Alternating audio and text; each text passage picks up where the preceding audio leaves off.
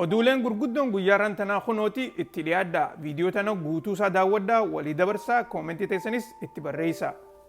Pireezidantiin Ameerikaa itti aanu Donald Trump akkumaan kalee isinii himaa turetti Panama kanaalii fi Greenland akkasumas Kanadaadhaas ifitti ida'uu qabnaa jedhee haasawaa jira. Haasoo inni kunis gartee sooshaal miidiyaa inni yeroo hedduu itti fayyadamu Truth Social kan jedhamu san gubbaarratti deddeebi'ee poosti godhuudhaan ifatti irraa haasawaa jira.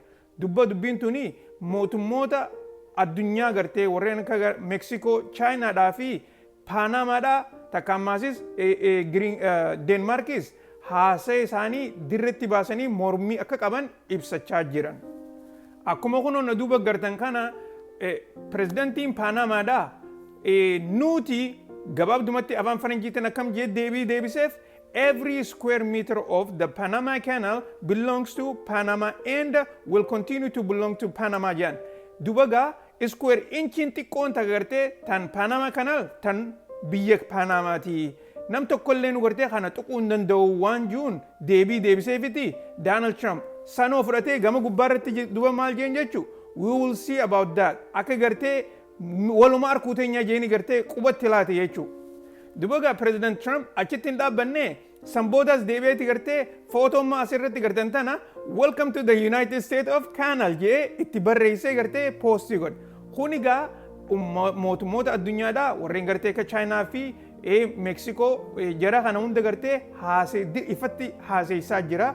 Wanni tuni gartee gaa ammallee deemaa jirti booddeessiidhaa walumaan arkuu teenya. Eega Donald Trump waa'ee Greenlandis ni fudhanna jedhee dubbate booda Denmark yoo xiqqaate toora biliyoona tokko baasanii meeshaa waraanaatii fi akkasumas Greenlandii guutuu siidhaa gartee eegganneeti diinatti dhufu hunda ofirraa dhoorkinaa jettee dubbachaa jirti. Wanni nutiinis gartee deebii Donald Trumpiif gartee karaa Greenlandii as hin laalinii jechuudha isaaf deebisuu jechuudha. Pireezidantiin Paanamaadhaa haasawaa Donald Trump kana laalchisee hogguu gartee biyya isaatii fi addunyaafis ibsa godhee dubbate booda Chaayinaanis kana ilaalchistee Ameerikaan takkaa'u Donald Trump Panama kanalirraa adaba godhatee taa'uu qaba. Panama kanaliin tan biyya Panamaati jettee ibsa kanarratti gartee pireezidantii Panamaadhaa gargaaruudhaan dubbattee jirti. Guyyaa kaleedhaa mootummaan Israa'el Ismaa'eel Haniyyaa takkaa'u pireezidantii dura deemaa Hamaas kan ture kan biyya Iiraanitti du'e san nuutu ajjeesee jettee ifatti dubbattee jirti. Akkuma beektanitti Ismaa'eel Haniyyaadhaa yeroo gartee waliigaltee Israa'elii fi Hamaas Iiraanii wajjin wal mari'achuudhaaf Iiraan dhaqee achitti gartee hoteela inni keessa jiru san hoteelli dhoohee inninis achitti du'ee jechuudha. Duba gaa kalee jeneraaltichi Israa'el ifatti bahee gartee waan addunyaan guutuun Israa'elii godhettee shakkaa turte san ummataa fi gartee addunyaadhaaf nuutu godhee jee ibsee jira jechuudha.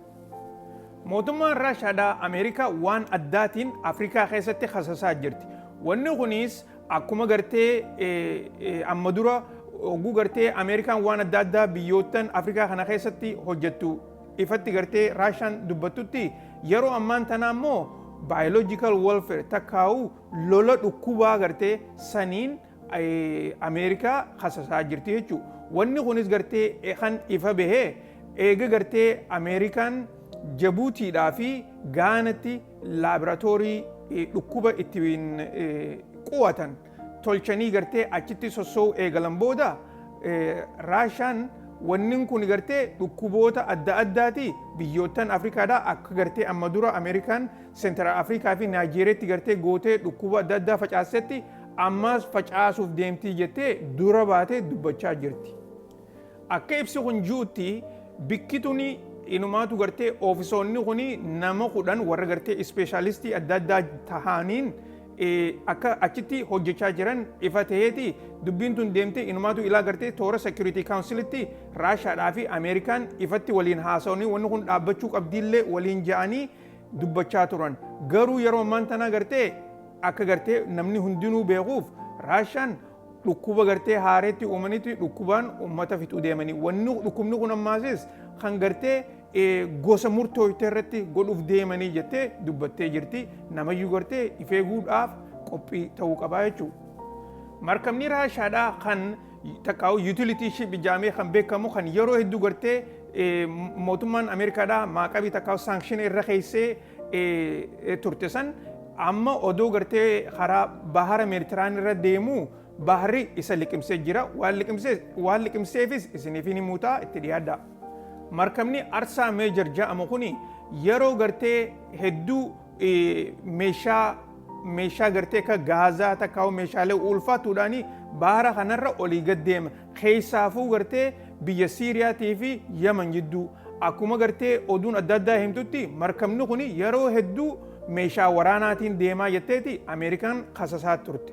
Duuba gaa isaa gartee guyyaa kaleedhaa Ispeenii fi Aljeeriyaa jidduu Meeditiraanii irra isaa deemu jiru mootorri isaa gartee ibidda guddaadhaan qabatee takkaa'uu dhoohee markabni bishaan keessa lixee jechuudha.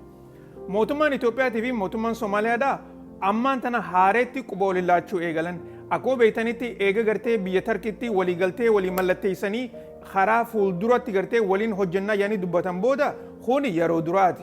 Kana keessa gartee wanni jirtu akkuma guyyaa kaleedhaa ministeerri haajaa alaa Somaaliyaadhaa Itoophiyaan lola nurra banaa jirti.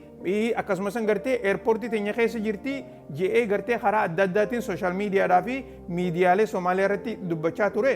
Kana keessa maas gartee akka Itoophiyaan fuuldura gartee nagee ooltummaa biyya isaanii san akkan hojjenne waan gartee if keessaa qaban san jijjiiruu akka barbaadan irraa haasawaa jiran. Gama kaaniin Itoophiyaan nuti gartee waan kana godhaan jirtu Soomaaliin gartee adaba godhachuu qabdi jettee ibsa kanaan gartee guyyaarraan tanaa ibsanii jiran. Kanumatti aansuudhaan mootummaan Somaaliyaadhaa dippiloomaatota cinaa karaa Itoophiyaadhaa ergitee dippiloomaatota cinaa immoo karaa Ijipti ergiteeti waliigaltee adda addaa biyyoota lameen wajjin qabdu kana irratti wal mari'achuudhaaf deemti. Akkuma yaadattanitti waan gartee tan Ankaaratti Itoophiyaadhaa wajjin walii mallatteessan san haareetti gartee waan irraa hafe hedduu wanni jirtu jecha ammaan tana gartee Itoophiyaa dhaqanii irra wal mari'achuu akka qaban gaafattoo isin himeetiin ture jechuudha. Waliigaltee Itoophiyaadhaa fi Soomaaliyaan gaafattoo Tarkiitti godhan san irratti Itoophiyaan takkaa'u Piraayim Ministeer Abiyyi akka gartee walgahii san irratti hirmaannaadhaaf fedhii hin qabne miidiyaan kun ibsaa jira. Miidiyaan kun akka jirutti Piraayim Ministeer Abiyyi eega gartee Toonii Bilinkan takkaa'u gartee ministeerri haajaa alaa Ameerikaadhaa isaa bilbilee akkasitti gartee akkachi dhaqee waliigaltee tana godhu isa gaafate booda Abiyyi dhaqee jee dubbatee jira. Akkuma yaadattanitti pirezidaantiin Somaaliyaadhaa Tarkii guyyaa lama dura dhaqee Dr. Abiyyi immoo guyyuma walgahii san ganama dhaqee walgahii godhee galgala isaa galee jechuudha. Dhuma irratti Niisaanii fi Handaan tokko ta'uudhaaf waliigaltee godhanii jiran. Akkuma gartee footoo tana ilaaltanitti pirezidaantiin Niisaan gammachuun qabu maaliif oduun tun gartee tokko ta'uudhaaf takkaa'u marjara haa taatu malee akka gartee Handaan Niisaan bittetti warreen biraa odeessaa jiran. Kana keessa wanni jiru yeroo hedduu gartee Niisaan karaa gartee makiinaa gurguruudhaan rakkoo adda addaa waan isii qabatee jiru jecha akkasuma sana maasis fuuldura gartee teknoolojii fuuldura tanatti takkaa'u makiinaa akka gartee EV makiinaa gaaza malee deemtu tana irratti Niisaan dila san hirmaannaa hin qabanii saniifuu gartee rakkoo keessa jiranii jaaniiti odeessaa jiranii oduun teenya tana fakkaatti akka viidiyoo biraatti akka wal deebinutti gaa nagayaan tura.